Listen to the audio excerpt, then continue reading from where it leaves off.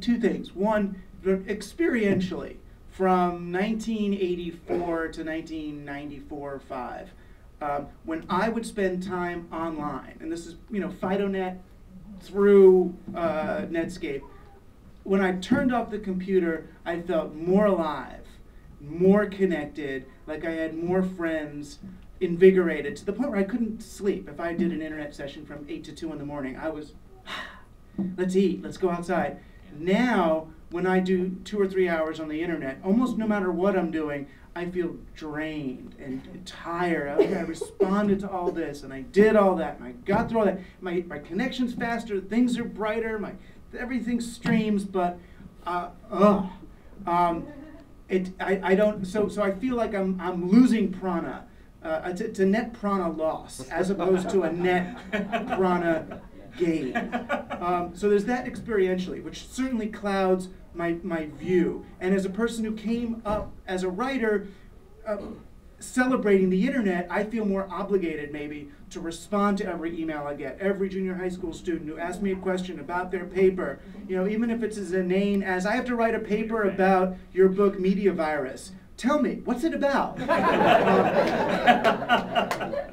I'll write a paragraph to them as to why that email really isn't a good email to have written. I'll explain that to them. Because you have to, what else are you going to do? But when my 6 a.m. to noon is taken up with those email responses, and then I have a 3-year-old daughter of my own, and I end up with 2 hours to write. So that's one. The other is my sense. What I liked about the online space was that compared to mainstream media, which was intentionally alienating and isolating in order to sell products to people who were alone, it seemed that the internet worked by connecting people to each other.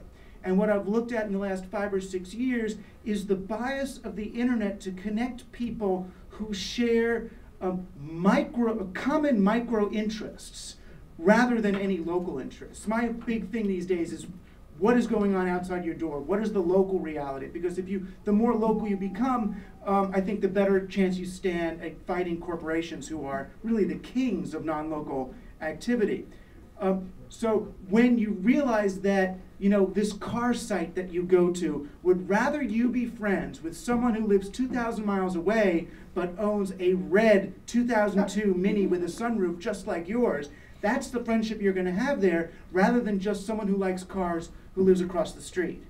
So I'm looking at that, at a particular bias of the internet socially now towards micro interests and the delocalization of it, and the failure, I would argue, of efforts like Meetup.com and Outside In to really invigorate the local sensibility. So no, I'm not against the internet. I use the internet. Without the internet, it would all suck. I mean, it really would.